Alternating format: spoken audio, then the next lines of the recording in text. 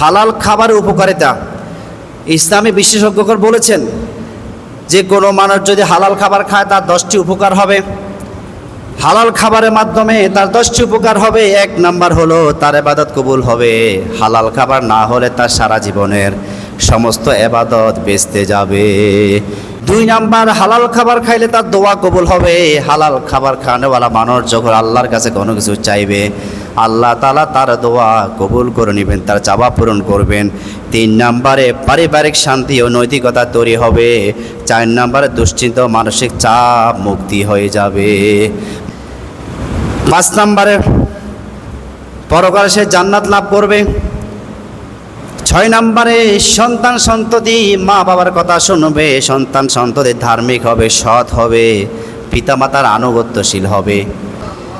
এরপর যারা হালাল খাবে দেখবেন লোকটা কালো হোক, কুচ্ছিত কালো, তার চেহারা ভিতরে একটা নূর থাকবে, নূর, হালাল খাবারের কারণে। এই নূরটাই প্রমাণ করে দিবে লোকটা হালাল খায়, হারামের সাথে তার সম্পর্ক নাই। 8 নাম্বারে বললেন তার হৃদয় থাকবে কোমল, হৃদয়বান মানুষ হবে।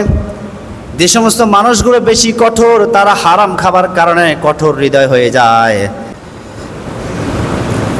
9 নাম্বারে যে হালাল খায় সে ইবাদতের স্বাদ পাবে, ঈমানের স্বাদ পাবে, ইবাদতের মধ্যে স্বাদ পাবে, তৃপ্তি পাবে, আল্লাহ তাআলা মজা ঢেলে দিবেন। 10 নাম্বার সর্বশেষ যে হালাল খাবে আল্লাহ তার উপর খুশি হয়ে যাবে। সুবহানাল্লাহ। আচ্ছা।